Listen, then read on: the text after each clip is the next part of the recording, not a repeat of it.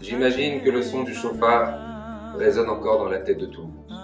Chauffard, qui vient du mot chipo, améliorer. Travailler ses traits de caractère.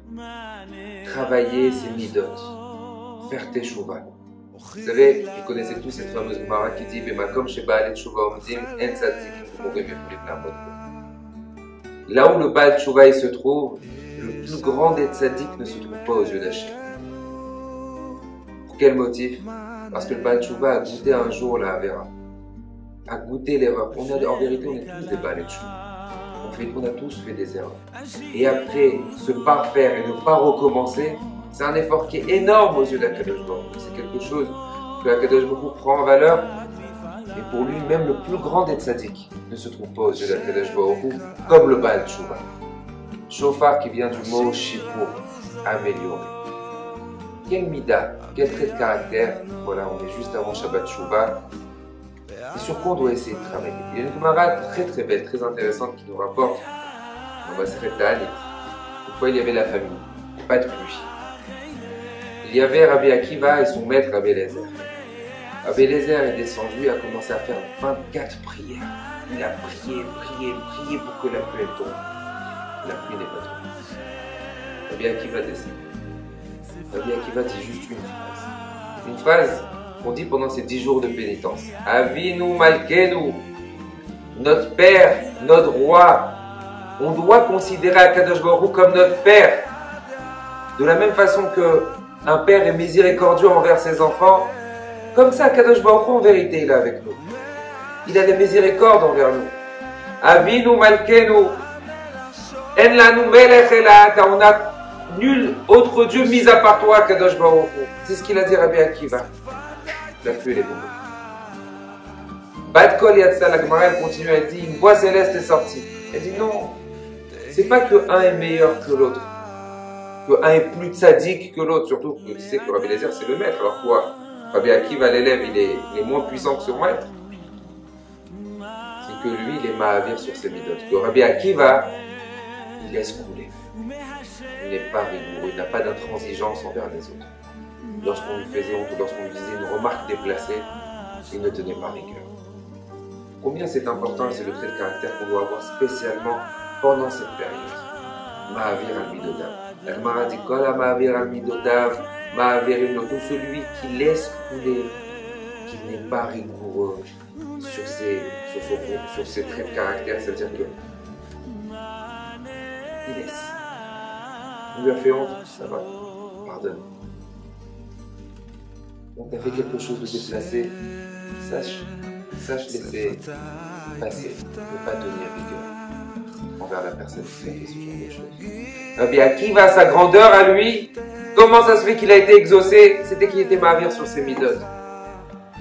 Bien sûr, parler de teshuva, faire teshuva juste avant Yom Kippour, c'est une chose qui est capitale, qui est vitale. Qu'on comprenne, et je me le dis à moi en priorité, faire teshuva c'est vital, mais faire teshuva sur des avérotes qu'on a fait. C'est sûr qu'on va faire, on va dire, toutes les avérotes possibles et imaginables. Il faut être honnête envers soi-même. Par exemple, un rave. Un rave, il va faire teshuva. Mais il ne va pas faire teshuva sur du vol ou qu'il aurait pu faire lorsqu'il a vendu de la marchandise. Un agriculteur, il ne va pas faire teshuva sur la honte qu'il aurait pu faire dans une synagogue auprès des personnes lorsqu'il a fait un Dvar Torah. Le rave, en l'occurrence, sur quoi on devrait faire teshuva peut-être des fois.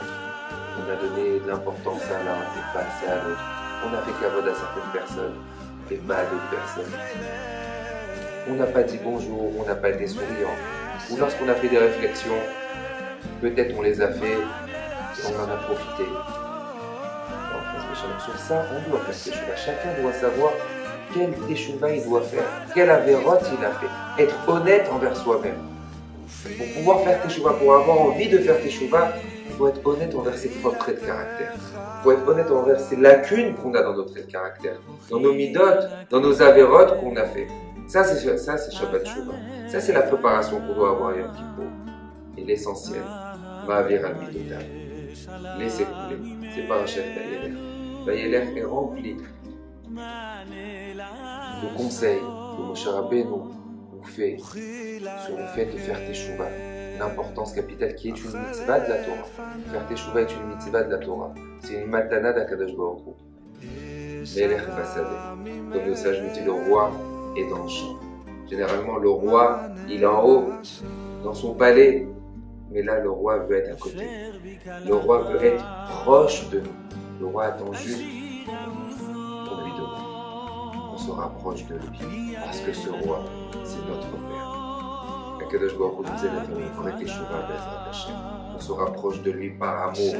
Si dans l'année, il peut nous donner des coups pour qu'on se réveille, là, c'est uniquement par amour. Hashem nous aime. Akadosh Baruch Hu nous désire. Hashem veut qu'on soit proche de lui.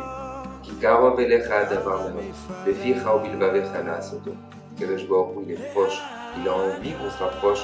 Il a envie de nous prendre, d'être joyeux avec lui. Et de nous inscrire à tous, Bezrat Hashem, dans une excellente et merveilleuse année pour pouvoir le servir. Shabbat Shalom.